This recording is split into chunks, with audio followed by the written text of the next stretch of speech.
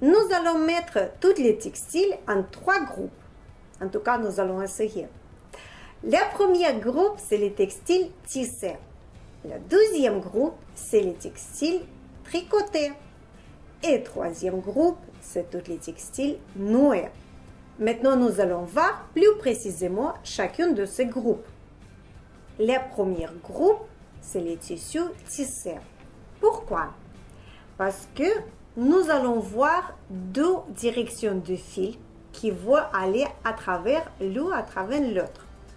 Le fil le plus long qui va aller en longueur de tissu, c'est le fil le plus robuste et on appelle le fil de chaîne.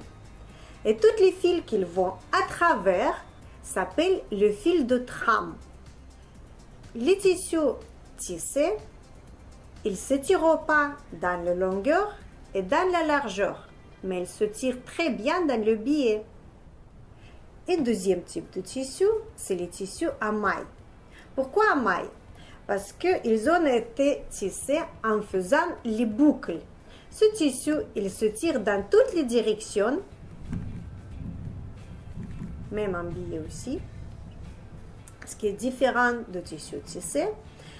Et on peut utiliser pour les ouvrages où il y a moins de détails. Ils vont sculpter très bien le corps. Et troisième groupe, c'est les tissus noués, comme par exemple la dentelle, parce que la mode de tissage est différente de celle de tisser et du tissu à mailles.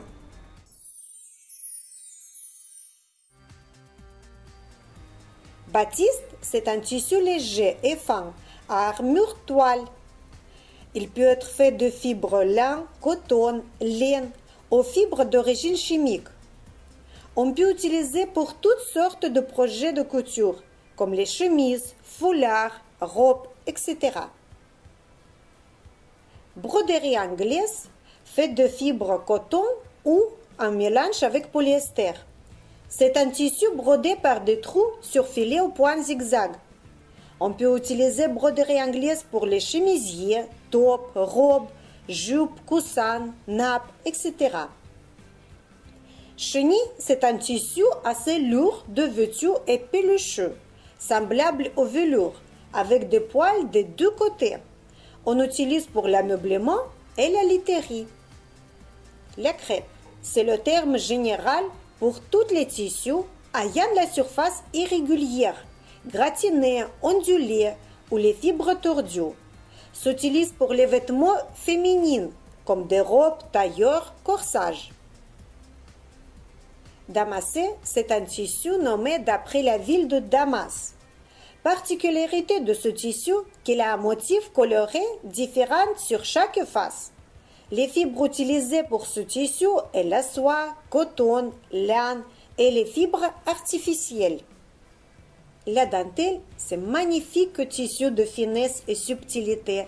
Presque chaque mariage accompagné de dentelles. Toutes les dentelles se divisent sur 2 types, fabrication manuelle ou mécanique. C'est un tissu sans trame ni chaîne, généralement un fil de soie, laine, nylon ou fibres plus riches selon le cas, exécuté par les denteliers à la main ou à la machine, formant un dessin à bord dentellé ou non. Elle sert principalement dans la confection de vêtements de robes de mariée et de lingerie. Denim, c'est un tissu robuste, moyen à épais. Particularité de ce tissu, seules les fibres de chaîne sont de couleur. Les fibres de trame sont toujours blancs. On utilise le denim pour les vêtements comme les jeans, les jupes, les vestes et aussi pour les décorations intérieures. On peut utiliser aussi pour les sacs. Les tissus éponges sont appelés ainsi pour leur capacité à absorber une grande quantité d'eau ou de liquide quelconque. Le tissu éponge se fabrique en utilisant 2 fils de chaîne et un fil de trame. Il est utilisé pour la fabrication des lignes de toilette comme les serviettes et tenues de bain et sous-main, ainsi que l'habillement infantile et sportif, aux lignes de nettoyage ménager. Flanelle, c'est un tissu en coton, lin ou viscose, gratté d'un ou de deux côtés. Grâce à cela, le tissu est pelucheuse et douce.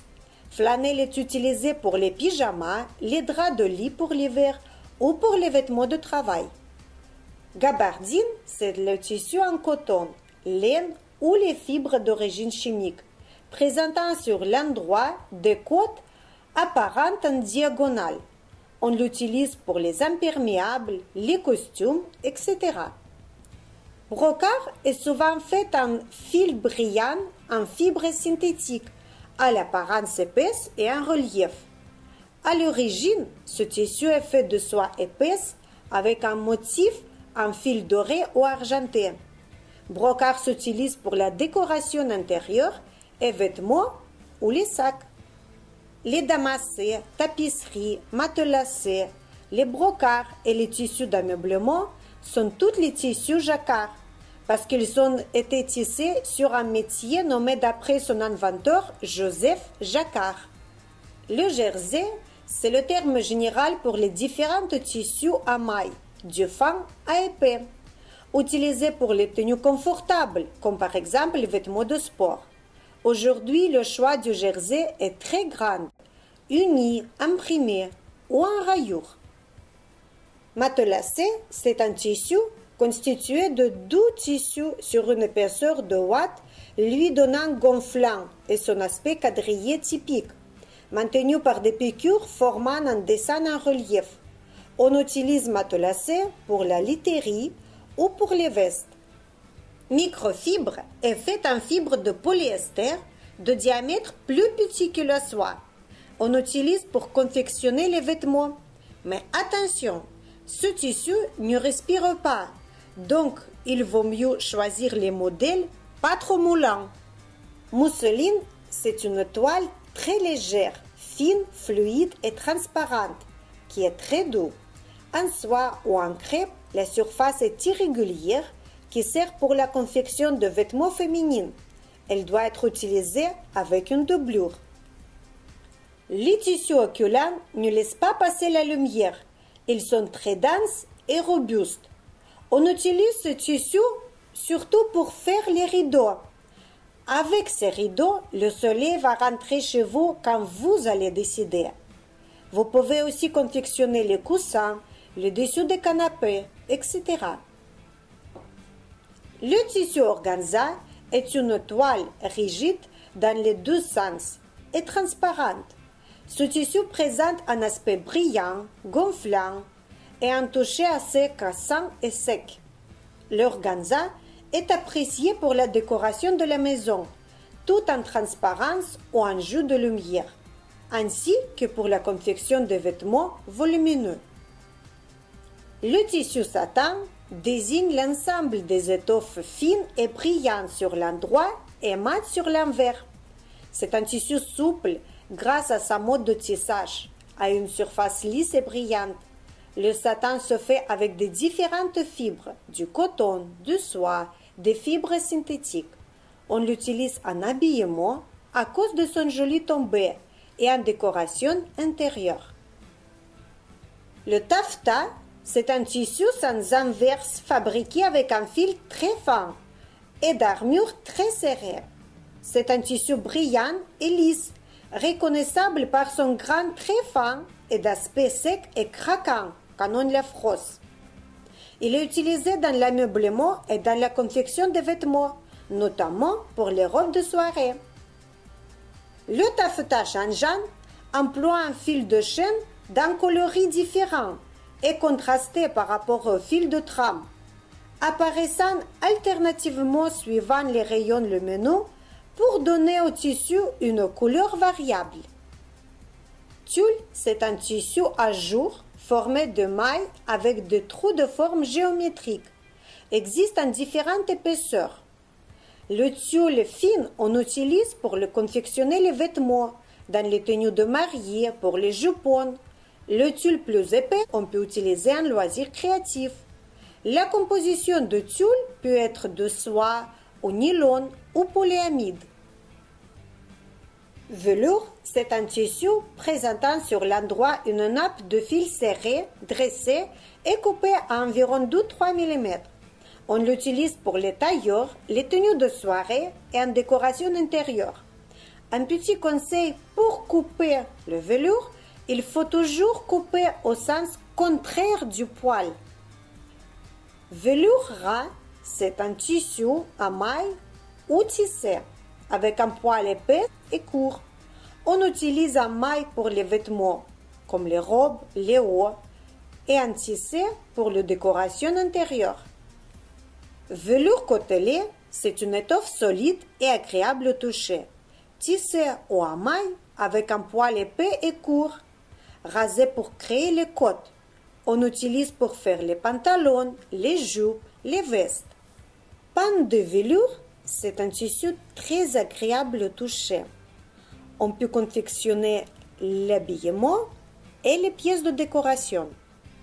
Beaucoup de textiles subissent des traitements, ce qui leur donne beaucoup de qualité, comme par exemple traitements chimiques, anti-mite, anti-taches ou antiseptiques, et les traitements physiques comme infroissables, imperméables, etc.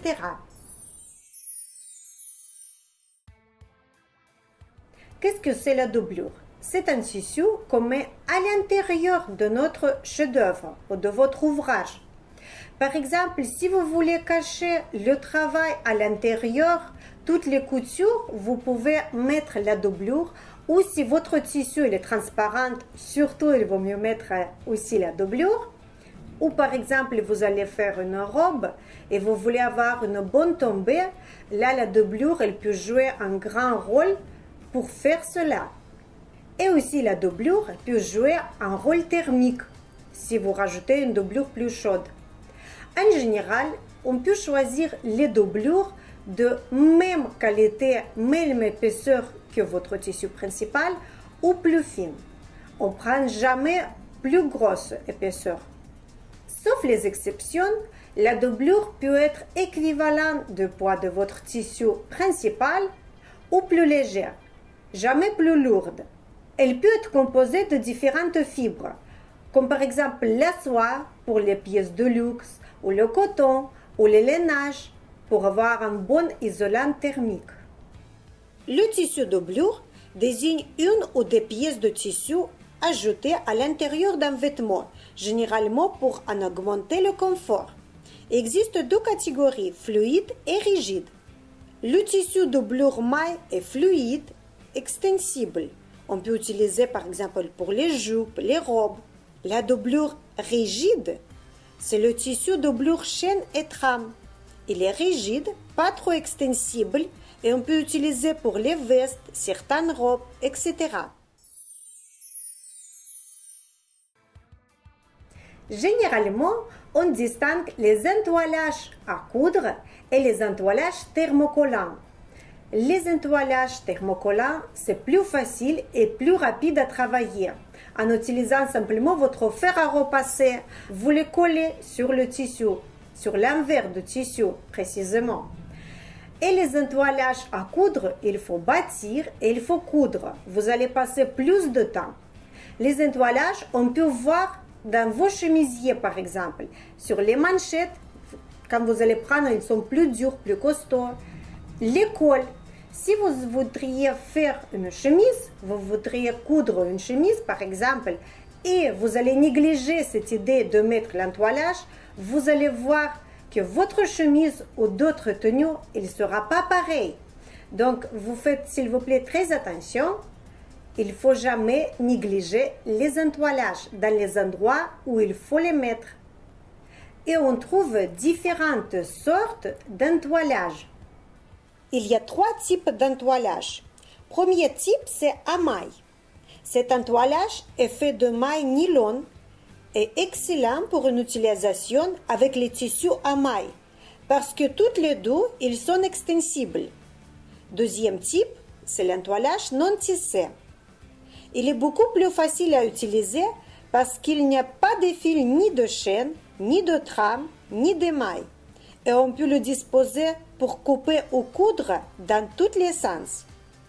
Et troisième type d'entoilage, le tissé. L'entoilage le plus robuste que ses confrères précédents, mais on doit l'utiliser en respectant toujours les directions de fil de chaîne. Également, on peut diviser les entoilages pour deux familles. Première famille, c'est l'entoilage à coudre, qui est classique. Et deuxième, qui est beaucoup plus pratique, l'entoilage thermocollant, que l'on colle sur le tissu en utilisant le fer à repasser.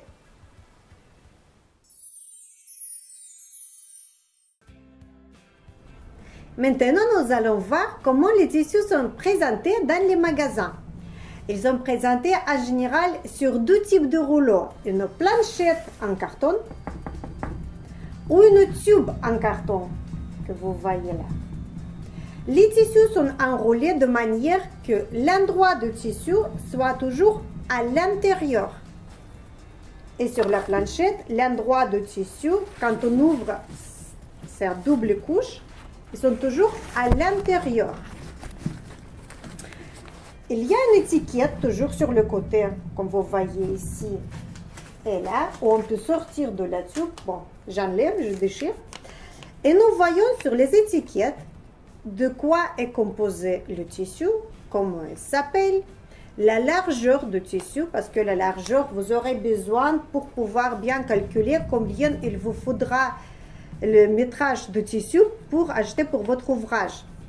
C'est marqué aussi le poids à peu près, pas toujours, mais comme ça vous pouvez, si vous achetez par internet par exemple ou à distance dans les catalogues, en voyant le poids, vous pouvez déjà voir à peu près qu'est-ce que ça va donner comme le tombé. C'est marqué l'entretien, toujours les petits signes de l'entretien, comment il faut laver, nettoyer à sec ou repasser, etc. Et toujours bien marqué le prix par mètre. Le prix par mètre en longueur, parce que quand la personne dans le magasin elle va découper le tissu, elle va calculer longueur. Maintenant, les largeurs du tissu.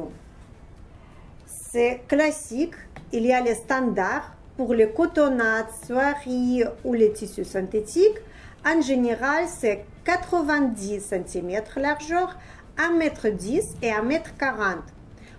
Pour les tissus plus épais, les largeurs sont encore plus grands, 1,50 m, 1,80 m, 2 mètres, des fois 2,30 m.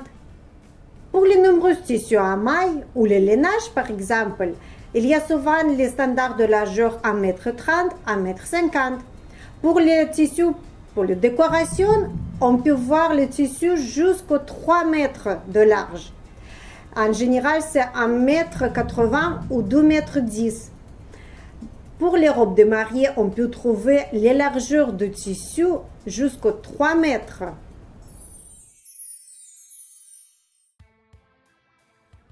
Cette opération consiste à éliminer la prête qui a été déposée pour stabiliser le tissage. En général, les tissus, ils ont subi cette opération à l'usine, mais les certains, malheureusement, pas. Donc, nous devrons connaître comment nous pourrons faire le décatissage de tissu. Maintenant, je vais vous expliquer. Pour le début, vous devez couper l'échantillon de votre tissu en carré. Moi, je coupe toujours 10 cm sur 10 cm. Vous pouvez faire 5 sur 5 ou 20 sur 20, ça dépend de vos goûts. Après, vous devez prendre cet échantillon de tissu et nettoyer de façon laquelle vous allez nettoyer votre produit fini quand vous allez finir à coudre le vêtement. Si vous allez laver dans le lave-linge, il faut mettre cet échantillon de tissu avec autre linge et vous allez le laver. Et après, si vous voudriez mettre sèche-linge, vous mettez aussi. Vous allez prendre la règle et vous allez mesurer. Si ce petit bout toujours mesure 10 sur 10, ça veut dire que le tissu est décati et vous pouvez découper les pièces de patron dans votre tissu. S'il n'est pas décati, le tissu, il faut laver, il faut procéder à la même manière que vous avez fait pour votre échantillon. Si vous avez acheté un tissu qui doit être nettoyé à sec, vous ne pouvez pas mettre dans le lave-linge. Donc, vous prenez ce bout de tissu, toujours 10 cm sur 10 ou d'autres dimensions que vous voulez. Vous chauffez votre fer à repasser à la manière pour qu'il donne beaucoup de vapeur. Et vous mettez votre fer à repasser pas sur le tissu, mais un petit peu au-dessus pour bien tremper de vapeur votre tissu. Et après, vous le laissez sécher à l'air. Juste après, vous allez mesurer avec votre règle comme nous avons fait tout à l'heure. Maintenant, comme vous avez décaté le tissu, vous pouvez commencer à créer votre chef-d'œuvre. Et n'ayez pas peur, votre robe ou le pantalon, il ne va pas se rétrécir après le premier lavage, une fois que vous avez décaté le tissu.